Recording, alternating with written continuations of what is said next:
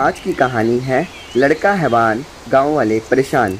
कहानी शुरू करने से पहले मैं आपको एक शायरी सुनाना चाहता हूँ जो इस कहानी के इर्द गिर्द घूमती है। जो समझता है झूठ बोलना है उसकी शान, बाद में वही हो जाता है परेशान।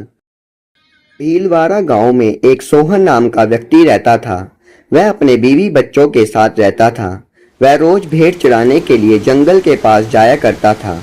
भेड़ों से प्राप्त हुई ऊन को बेचकर वह अपने परिवार का पेट पालता था। उसका एक शरारती बच्चा था जिसका नाम मुन्ना था।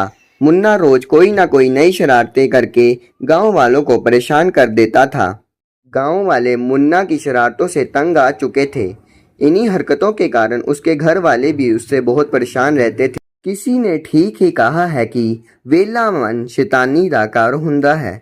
फिर उसके पिता ने उसको भेड़ चराने का काम सौंप दिया ताकि वो गांव वालों को परेशान ना कर सके।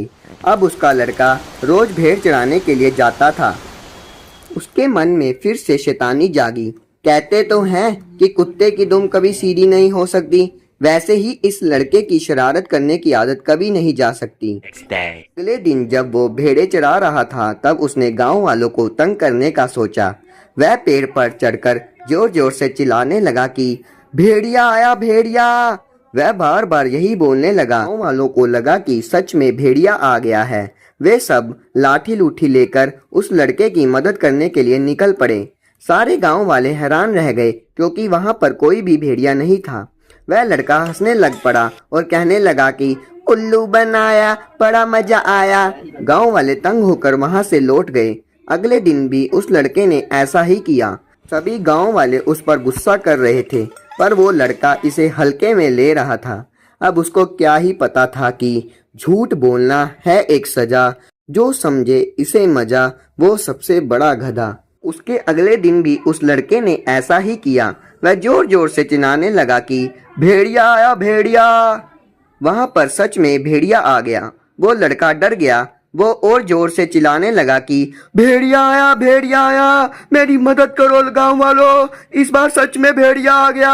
गांव वालों को लगा कि हर बार की तरह ये लड़का इस बार भी झूठ बोल रहा है। इतना चिल्लाने के बाद भी उसकी मदद करने के लिए कोई नहीं आया। अंत में भेड़िए ने उसकी एक भेड़ को खा लिया और चला गया।